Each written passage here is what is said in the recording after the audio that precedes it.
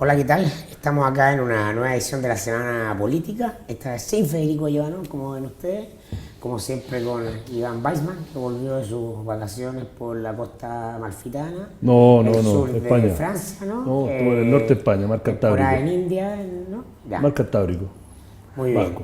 Y Estuvo con corriendo Pablo atrás. Collado tenemos hoy día invitado. Pablo es director de la Fundación Ciudadano Inteligente, una ONG que se ha transformado también en actor político y por eso lo invitamos acá, que es parte de este cambio, ¿no?, en las capas tectónicas que está haciendo que diversos actores que estaban fuera del sistema político se incorporen a la discusión política, que es parte de la transformación positiva, diría yo, de la sociedad chilena. Vimos 850.000 personas marchando en la calle, un nuevo actor político, te guste o no.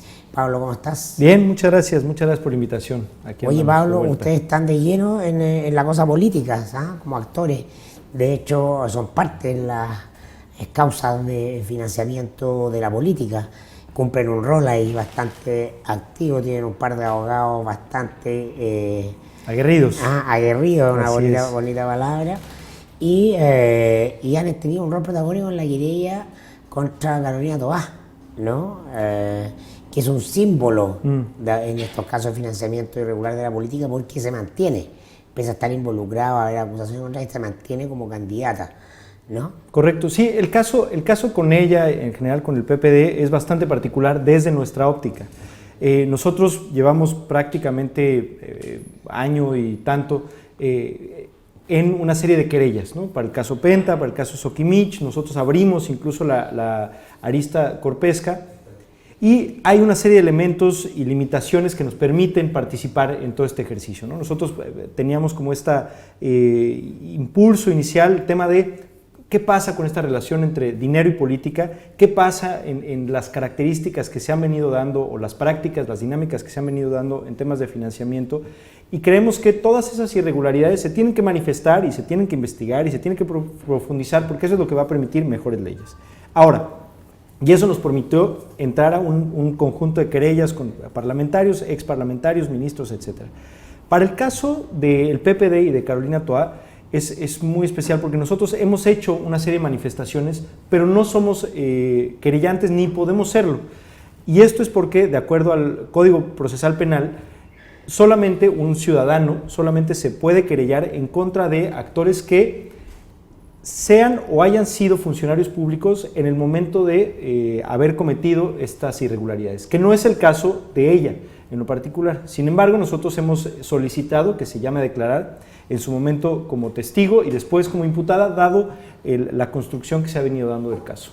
Porque ella está solo en calidad de testigo. Correcto. Bueno, cuando han aparecido una serie de antecedentes, la semana pasada había una versión oficial del partido, del tesorero, y esa versión es tirada por el suelo por otro funcionario del aparato financiero del partido que dice que todo así sabía, ¿no? Y después viene un reportaje de Megavisión, ¿no?, con unos papeles firmados por Carolina Toá, donde ocurre este insólito que aparece SQM como un militante de la colectividad, ya que te habla de los ribetes completamente bananeros que estamos adquiriendo como país con este caso, a pesar de esa autoimagen que tenemos de ser como frío inglés.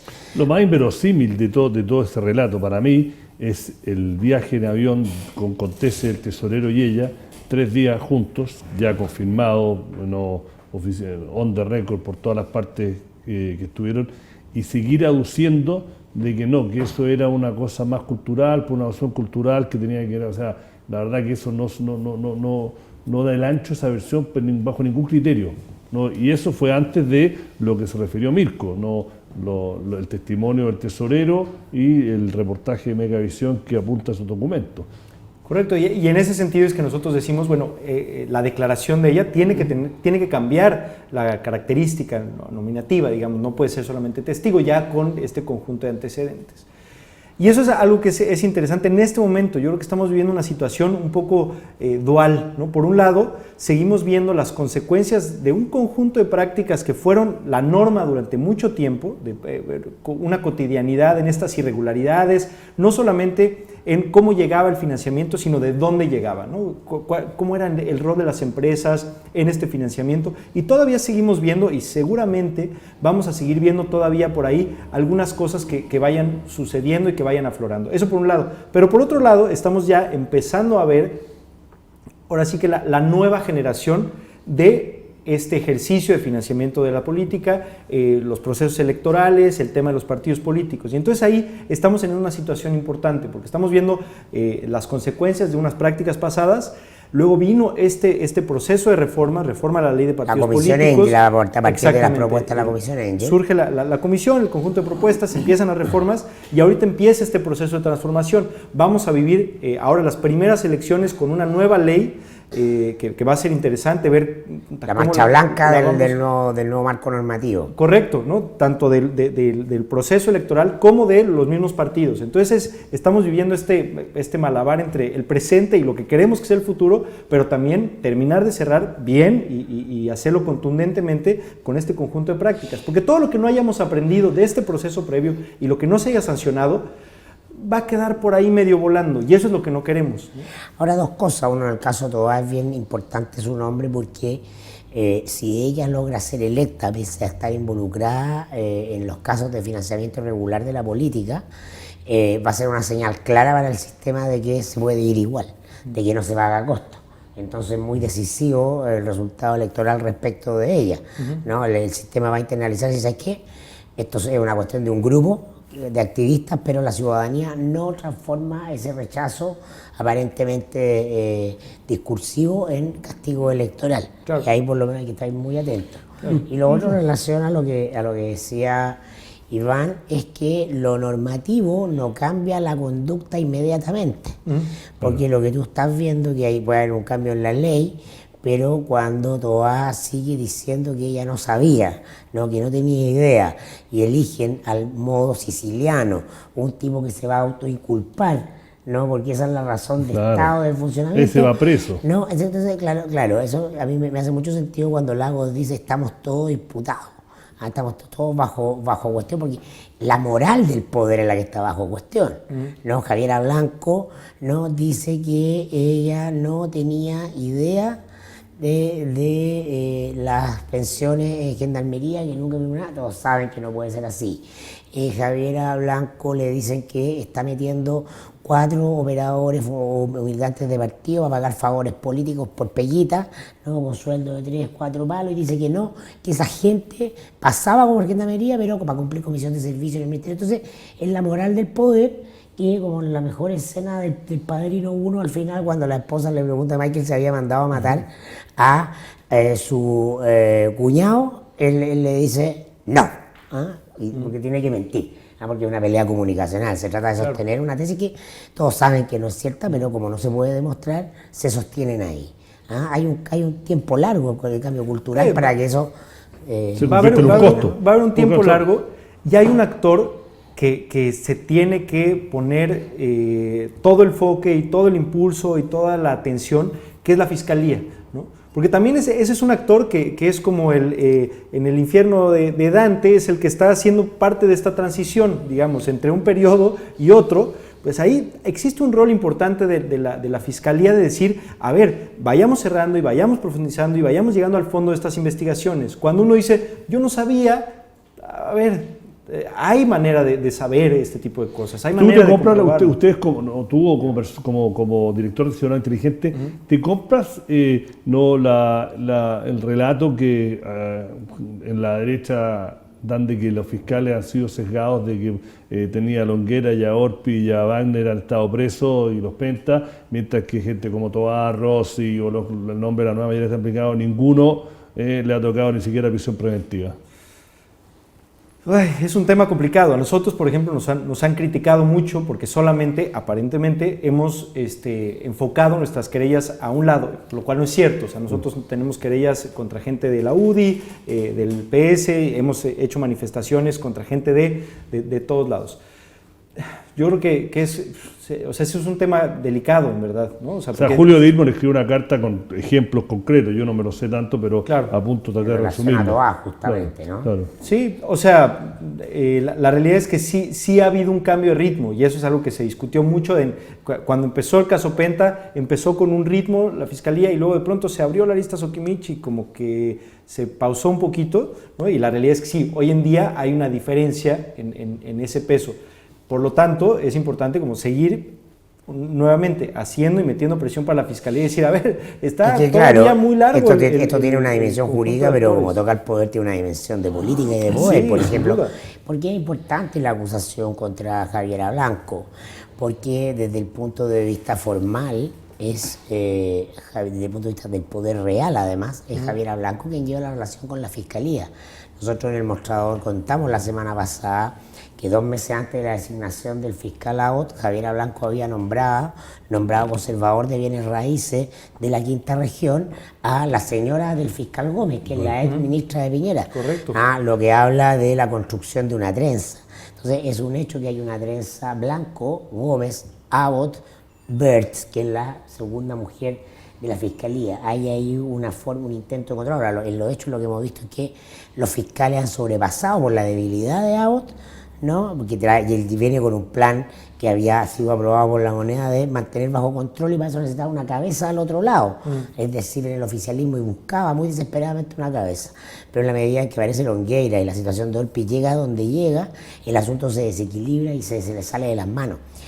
Entonces hay, por una parte, una carrera dentro de la fiscalía, los fiscales percibir la natural debilidad de Abbott de mostrarse y construir su propia agenda, compitiendo para la cabeza de la Fiscalía Nacional, y por otra parte lo que hay es una incapacidad del gobierno de mantener este vínculo a través de su mujer clave aquí, que es la ministra de Justicia. O sea, ya salió el ministro Burgo, que era quien tenía constitución directa sobre el servicio de impuestos internos, o control político, más bien dicho, ¿no? Porque formalmente el ministro de Hacienda. Entonces, ahora es la ministra de Justicia que habla en cómo. Entonces, esto se puede desbocar y se puede abrir. Una señal clave para mirar ahí es qué va a pasar con los presidentes.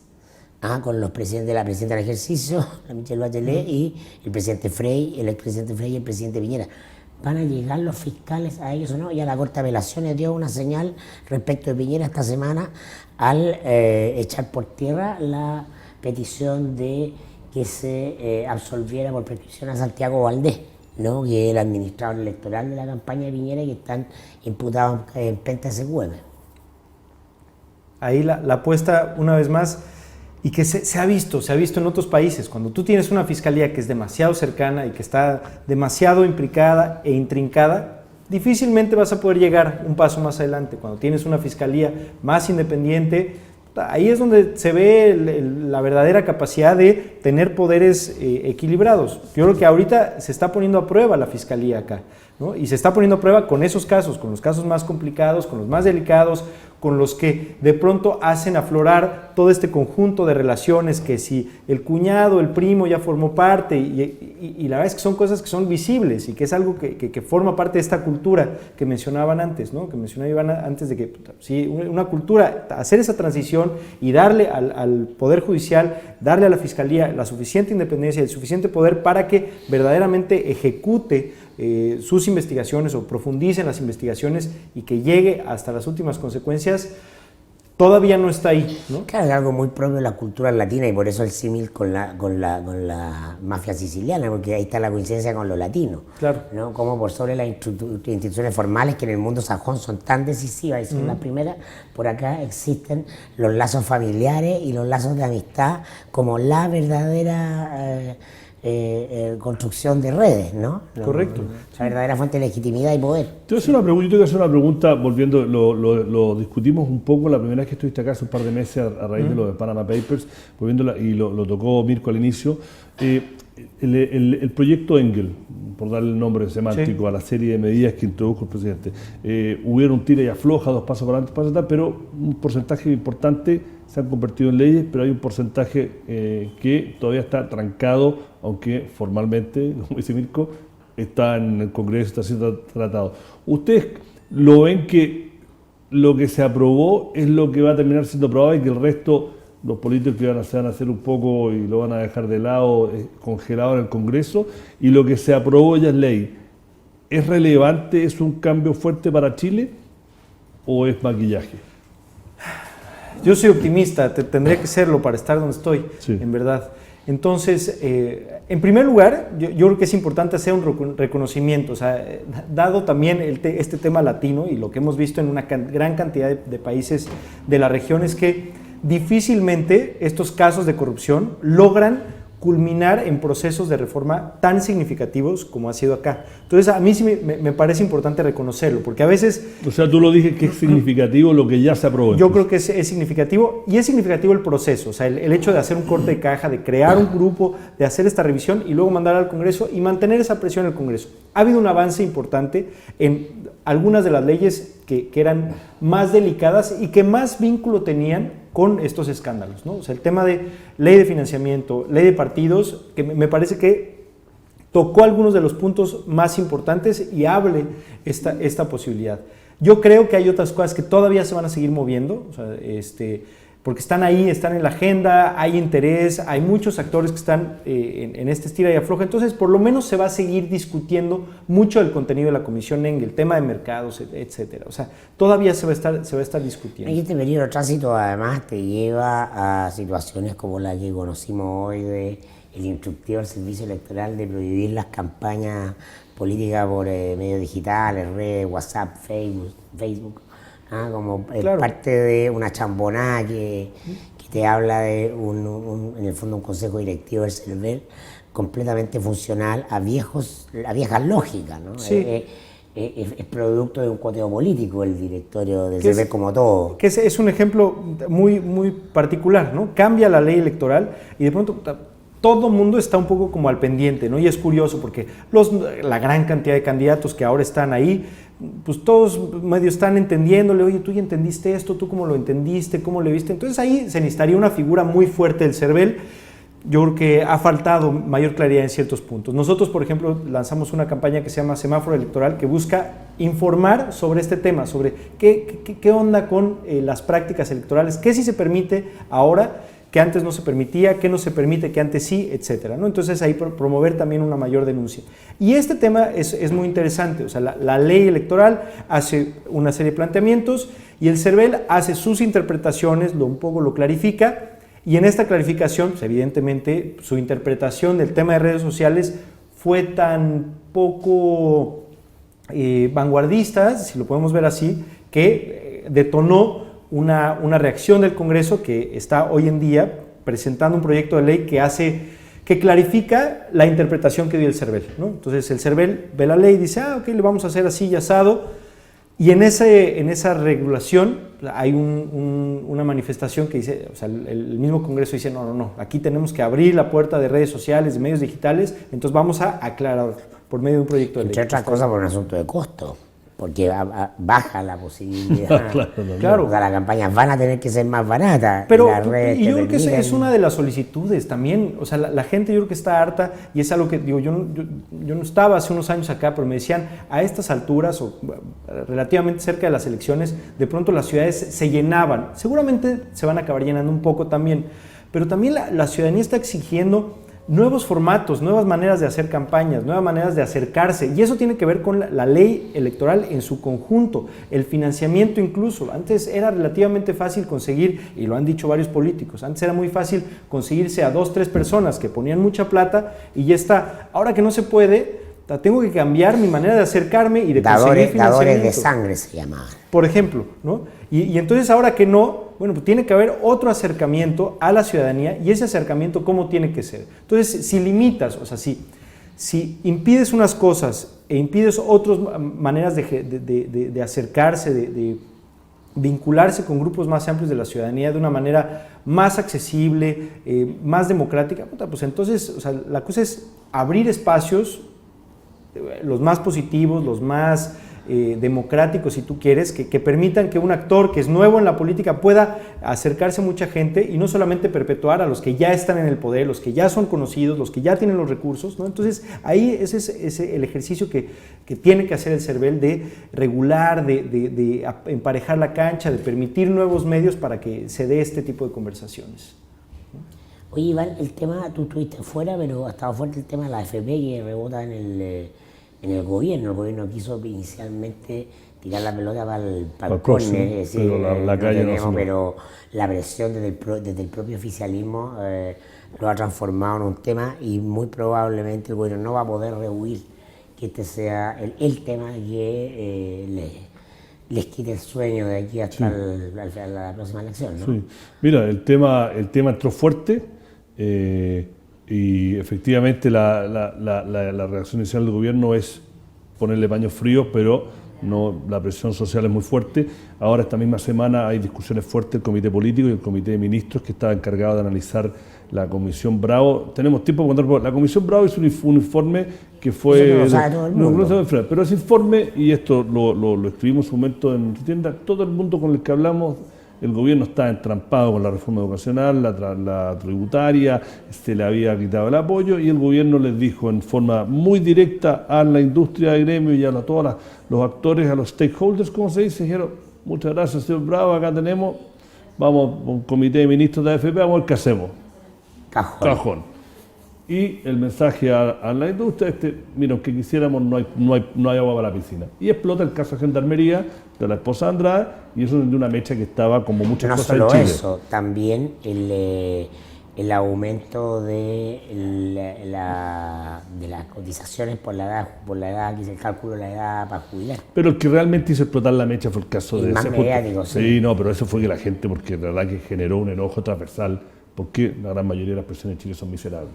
Entonces, bueno, el gobierno no puede escaparle, y ahora está en pleno Valdés, el ministro de Hacienda, que tiene que cuidar la cosa macro, que es el único espacio que le queda, porque las peleas micro no ha podido tener la influencia que él hubiese querido, o que el sector más pro mercado hubiese querido.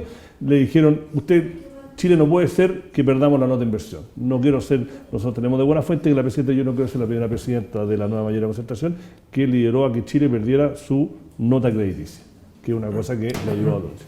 Y Valdés con eso empezó a armar un presupuesto que iba a ser muy acotado, se decía un crecimiento de 3%, con las diferentes partes desordenándolo, la Camila Vallejo haciendo un punto muy político, petearle una cosita a la cosa educacional, pero se entiende, y explota este tema. Y el tema el gobierno quería también, la AFP estatal no calienta a nadie, ¿no? Entonces puede que técnicamente tenga un rol porque legitimiza un sistema que al corto plazo no funciona, pero a largo plazo es malo, ¿no? Entonces, ¿qué pasa? La nueva mayoría tiene que ir a elecciones, necesita un caballito de batalla porque está muy apabullado, y el caballito de batalla es más plata para el pilar solidario o hacer algo entre medio para que haya algo concreto que la gente siente: este gobierno me dio. Y ese es lo que tiene que batallar Valdés. Lo que entendemos nosotros, que hemos reportado esta semana, es que él está dispuesto y está buscando una fórmula de que eso se haga. Buscar parte de dos de las propuestas de Bravo, la propuesta B, que tiene un espacio de reparto, y el que ha sido el arquero, el Bravo, de que diciendo no, ha sido el ministro Izaguirre, diciendo que la presidenta no quiere con cora que se... Entonces hay que ver, esta semana se podría definir, hoy o mañana hay reuniones. Sí, no creo que se defina esta semana. Pero lo un tema muy largo, vamos a ir teniendo señales. El tiempo pero hay impresión de que le manden una ley corta. Entonces, lo cierto es que el mejor momento para ustedes, porque los gobiernos son incapaces los sistemas políticos en general, son incapaces de generar agendas propias. Las agendas vienen desde afuera, ¿no? La agenda por la educación vino desde afuera, la agenda por la reforma previsional vino desde afuera, ¿no? Y muy probablemente eso va a seguir siendo así, por lo tanto el rol de ustedes va a seguir siendo muy determinante como parte de la sociedad civil. Pues sí, que es positivo y negativo, ¿no? O sea, obviamente positivo para nosotros porque nos permite también seguir presentando una serie de opciones y alternativas, pero también se echa de menos también esta versión ágil del gobierno en su capacidad para responder, ¿no? Tú dices: pues sí, seguramente esta semana no, pues seguramente no, pero por lo menos empezar a escuchar estas opciones, porque la realidad es que sí, la calle está caliente, cada día más, ¿no? Y ahora fue este tema de la pensión de la esposa que detonó, bueno, encendió mucho más un tema que ya de por sí era sensible.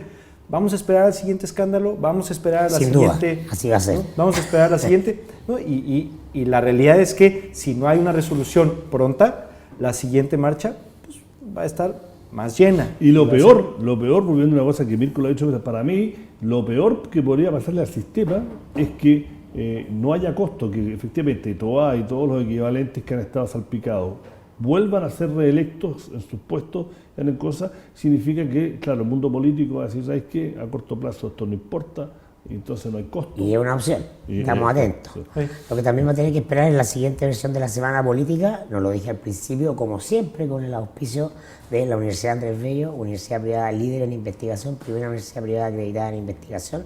No fue al principio, fue al final. Gracias, Pablo, por haber venido. Muchas gracias, gracias. Iván. Sí. Nos vemos la otra semana. Sí. Hasta Que luego. estén bien, adiós.